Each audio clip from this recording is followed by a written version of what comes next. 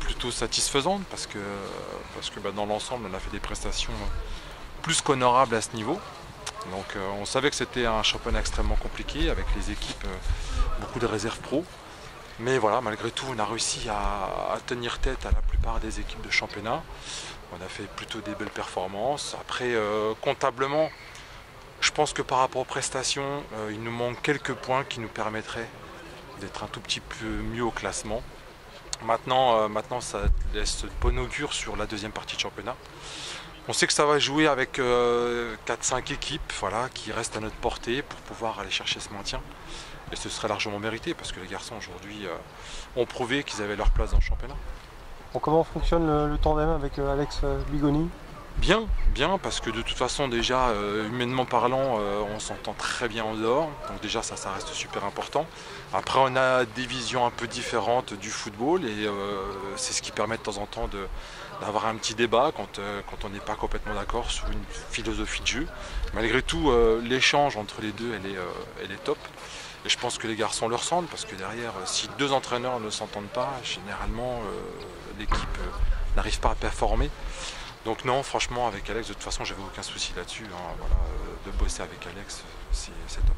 Bon, c'est important des deux quand même, parce que les tâches sont multiples hein, pour gérer un groupe. Hein. Je l'ai déjà répété à plusieurs reprises. Ouais, je pense qu'arriver à certains niveaux, la collaboration avec un adjoint, même si le rôle de l'adjoint maintenant est supérieur à celui que moi j'ai connu à l'époque, où l'adjoint était simplement à une tâche de remplir la feuille de match, plier les maillots, ranger les maillots. Là aujourd'hui, un adjoint, c'est quelqu'un qui va vous accompagner en tout temps au niveau des séances d'entraînement, qui va donner son avis sur tel ou tel joueur, et ça permet d'avoir un peu plus de recul sur une décision avant de faire une composition d'équipe. Donc arriver à un certain niveau de travailler en binôme, je pense que c'est la clé du succès. Voilà. Du moins pour moi qui suis un jeune entraîneur, je ne me serais pas vu être seul comme ça à la commande d'une équipe à ce niveau-là. Pour 2020, qu'est-ce qui vous attend là vous repartez sur quel match? Là on va attaquer, on a joué 3, donc on va aller à Bourg-en-Bresse en déplacement. Donc voilà, il va essayer on avait fait plutôt un résultat, raté la première mi-temps aussi, on avait fait un match nul. Là-bas, on sait que ça va être un club qui va faire partie du maintien, qui va se battre avec nous au maintien. Donc il va falloir aller chercher des points à l'extérieur, gagner chez nous.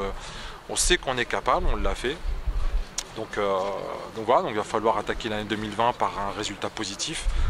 On était sur une petite spirale qui s'est arrêtée le week-end dernier contre 3, ce qui est dommage. Après, les garçons, je pense, étaient aussi un peu fatigués de ce début de championnat parce que ça reste quand même psychologiquement difficile d'enchaîner les matchs de très haut niveau et on peut comprendre qu'au bout d'un moment les garçons lâchent du lest. Ça arrive à toutes les équipes de championnat à un moment donné de prendre une fessée.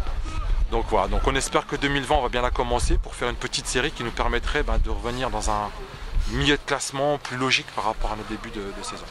Est-ce qu'il y a un match référence que tu as en tête?